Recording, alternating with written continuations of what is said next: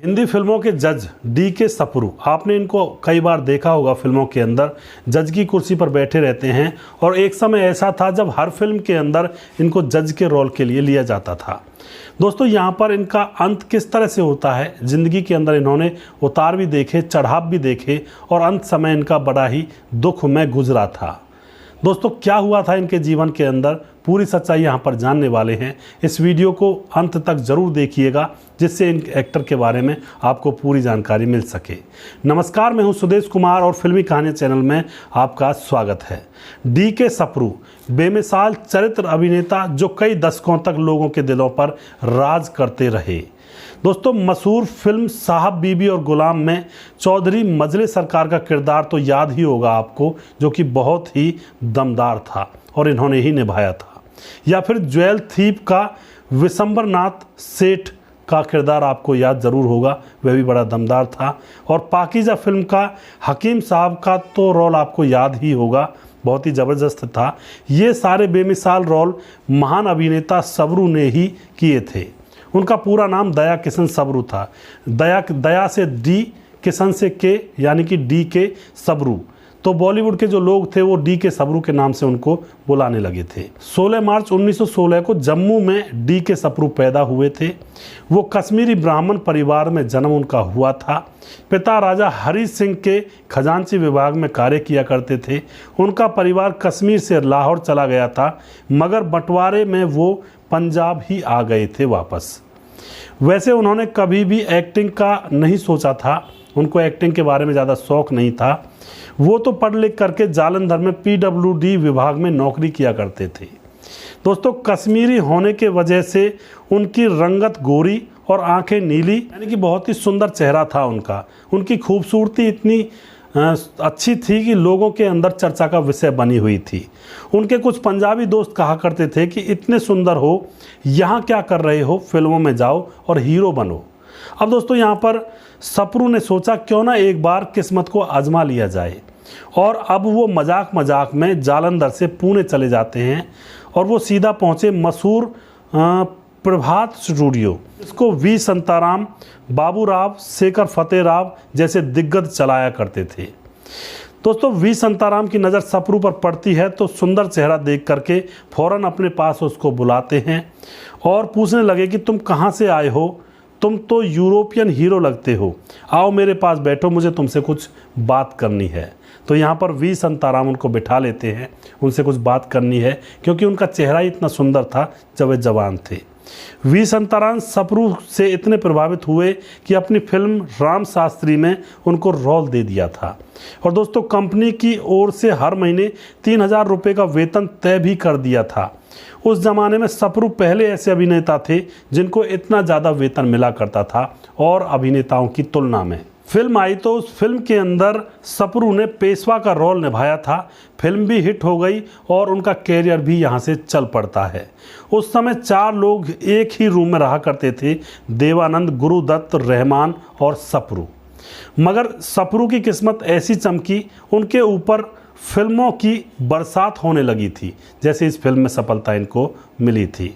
दोस्तों, Romeo Juliet, Jhansi की रानी, काला पानी, हम हिंदुस्तानी, साहब बीबी और गुलाम, मुझे जीने दो, नया दौर, प्रेम पुजारी, ज्वेल थीप, क्रोधी, कुदरत, परमवीर, ड्रीम गर्ल, जंजीर, पाकीज़ा जैसी फिल्मों में वो मशहूर हो गए थे। घर घर तक उनकी पहचान अब बन चुकी थी और सुंदर इतने थे कि लोग एक बार जब देखते तो देखते ही रह जाया करते थे, दिलों में उनकी तस्वीर उतर जाया करती थी। एक वक्त तो ऐसा भी आया था जब डायरेक्टर फिल्म की कहानी ऐसे लिखवाते थे कि सप्रू के लिए उसमें रोल ज़रूर हुआ करता था। खासकर फिल्म के जज का रोल तो जैसे उनके लिए ही बनाया जाता था। वहीं जमींदार, पुलिस कमिश्नर के रोल भी उनको खूब मिला करते थे उस ज़माने में। फिल्मों से पैसा कमाकर उन्होंने अभिनेता जीवन और अपने कज़न की कोठी के बराबर में ही एक बंगला खरीद लिया था। और दोस्तों, अब राजा साई ठाट से वह जीने लगे थे। बांद्रा में मौजूद इस बंगले का नाम दया भवन रखा गया था। निजी जीवन के बारे में यहाँ पर अब चर्चा करते हैं। निजी जीवन में दोस्तों, मराठी अभिनेत्री हेमवती उनकी सुंदरता के ऊपर फिदा हो जाती है और फिर इन दोनों को एक दूसरे से प्यार हो जाता है और 1948 में ये दोनों एक दूसरे से शादी कर लेते हैं। दोनों के 3 बच्चे हुए थे और उन्होंने बड़ा ही नाम किया था। बेटी रीमा जो कि मशहूर स्क्रिप्ट राइटर बनी, दूसरी बेटी प्रीति जो कि पंजाबी फिल्मों की मशहूर हीरोइन बनी थी, और दोस्तों छोटा बेटा तेज सफरू जो कि बॉलीवुड और टीवी की दुनिया का बड़ा नाम बन चुके हैं। इतने महान अभिनेता का अब अंत किस तरह से हुआ है उसके बारे में भी यहाँ पर चर्चा कर लेते हैं। दोस्तों यहाँ पर सब कुछ अच्छा चल रहा था, तभी अचानक सफरू के दोस्तों ने इनको प्रोडक्शन में उतरने की सलाह दे डाली कि तुम फिल्में बनाओ और पैसा कमाओ, और यहाँ पर उनको दोस्तों की सलाह मानकर जीवन की सबसे बड़ी गलती का खामियाजा यहाँ पर भुगतना पड़ता है। 1955 में अभिनेता ने पतित पावन फिल्म बनाई जो अपनी लागत ही निकाल पाई थी, ज़्यादा मुनाफा उसने नहीं किया था। दोस्तों इसके बाद सफरू ने बड़े बड़े स्टार्स को लेकर बहादुर शाह जफर फिल्म बनाई थी, और इससे उनको बहुत ज़्यादा उम्मीदें थी कि बहुत सारा पैसा कमाएगी, बड़े बड़े स्टार हैं। लेकिन दोस्तों इसे बनाने के लिए उन्होंने बड़ा कर्ज ले लिया था, अपना बंगला भी यहाँ तक गिरवी रख दिया था। लेकिन फिल्म सुपर फ्लॉप हो जाती है, और जैसे ही सुपर फ्लॉप फिल्म हो जाती है तो अब इनका बिल्कुल सारा सिस्टम ही गड़बड़ा जाता है। दोस्तों यहाँ पर क्या होता है, यहीं से सफरू बर्बाद होना स्टार्ट हो जाते हैं। उनके बंगले से लेकर गाड़ियां तक कर्जा चुकाने के लिए बिक जाते हैं। राजा की तरह रहने वाले सफरू को जुहू में एक कमरे के फ्लैट में गुजारा अब करना पड़ा था। दोस्तों सालों बाद धीरे धीरे उनकी आर्थिक स्थिति थोड़ा सा बेहतर होने लगी थी। इसी बीच अभिनेता को डायबिटीज़ की बीमारी ने घेर लिया था, और दोस्तों सिगरेट बहुत ज़्यादा पीते थे, तो इसी वजह से उनको दिल की बीमारी भी लग गई थी। इन बीमारियों को झेलते हुए वे अपनी बेटी रीमा के साथ एक प्रोजेक्ट पर काम कर रहे थे, और फिर इसी बीच उनके कंधे में परेशानी होने लगी, और जब सफरू ने चेकअप करवाया तो पता चला कि उनको अब कैंसर ने भी घेर लिया है। इसके बाद वो साल भर तक अस्पताल में भर्ती रहे, तो इसी बीच कैंसर ने सारे शरीर को खोखला कर दिया था। और दोस्तों बीमारियों से लड़ते लड़ते 20 अक्टूबर 1979 यानी कि 1979 20 अक्टूबर 1979 को इनको इतना बड़ा हार्ट अटैक आता है कि दोस्तों अब ये 63 साल की उम्र में ही सफरू इस दुनिया को छोड़कर विदा हो जाते हैं, हम लोगों के बीच से चले जाते हैं। तो यहाँ पर एक एक्टर ने अपने जीवन में कितने उतार चढ़ाव देखे। पहले पढ़ाई लिखाई की, एक PWD विभाग में नौकरी की, नौकरी करने के बाद अब वह अपने दोस्तों से जब बात करते हैं तो दोस्त कहते हैं तुम बहुत सुंदर हो, तुम्हें तो फिल्मों में जाना चाहिए। अब एक बार दाव खेलना चाहते हैं कि चलो देखते हैं फिल्मों में क्या मिलता है, तो फिल्मों में चले जाते हैं।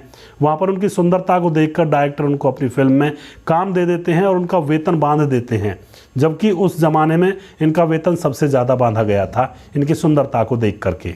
उसके बाद इनको एक के बाद एक फिल्में स्टार्ट हो जाती हैं मिलना, और ये सफल भी हो जाते हैं। लेकिन इनकी दोस्तों की सलाह के कारण यह प्रोडक्शन में अपना हाथ आजमाते हैं और वहाँ पर यह फ्लॉप हो जाते हैं, और सारा पैसा यह फिल्मों में लगा देते हैं। इनका घर गाड़ी बंगला सब बिक जाता है, और एक कमरे के फ्लैट में आखिर के दिनों को यह गुजार रहे होते हैं। स्थिति थोड़ी सी बदल भी जाती है, लेकिन अब इनको इतनी बीमारियों ने घेर लिया था कि इनकी अब 63 साल की उम्र में 1979 में ही 20 अक्टूबर के दिन इनकी मौत हो जाती है। तो जीवन के अंदर इतने उतार चढ़ाव आते हैं, लेकिन अंत समय तो वही एक जैसा सबका होता है। चाहे कोई कितना भी अमीर बन जाए, कितना भी गरीब हो, सबको एक ही मिट्टी नसीब होती है। तो इसलिए अपने जीवन के अंदर कुछ ना कुछ अच्छा करके चलें। सबसे पहली बात अपने माँ बाप की सेवा करें, अपने परिवार को उस परमपिता परमात्मा की दी हुई संपत्ति मानकर उसकी सेवा करें, भाई बहन सबकी सेवा करें, और सभी लोगों को एक समान साथ लेकर चलें। अपना अपना तो जानवर भी करते हैं, लेकिन सभी का हमें साथ देना चाहिए, और सभी के कहते हैं एक तरह से सभी के साथ ही हमें अच्छा व्यवहार करना चाहिए, उनकी ज़रूरतों को भी पूरा करना चाहिए अगर आपके बस का है तो। यही एक इंसान का कर्तव्य होता है, वरना सिर्फ और अपने पेट के लिए तो एक कुत्ता भी करता है, एक जानवर भी करता है, बिल्ली भी करती है। इंसान वही जो पूरे परिवार को साथ लेकर चले। उसके बाद जो उतार चढ़ाव आए वो अपने कहते हैं एक तरह से भाग्य के ऊपर डिपेंड होता है, लेकिन इंसान को अपनी तरफ से फुल फ्लैश में रहना चाहिए। दोस्तों यहाँ पर आपको इनकी कौन सी फिल्म अच्छी लगती है उसके बारे में आप कमेंट बॉक्स में ज़रूर लिखें, और हमारा प्रोग्राम आपको कैसा लगता है इसके बारे में भी आप ज़रूर यहाँ पर कमेंट बॉक्स में लिख कर बताएं। और जो भी आप कमेंट करेंगे उन कमेंट्स को मैं अगले प्रोग्राम में सभी लोगों के सामने पढ़ूंगा कि आप कहाँ से हैं, आपके जो भी विचार हैं उनको मैं यहाँ पर पढ़ूंगा। अगला प्रोग्राम बहुत जल्दी फिर से लेकर आऊँगा। जय हिंद, जय भारत।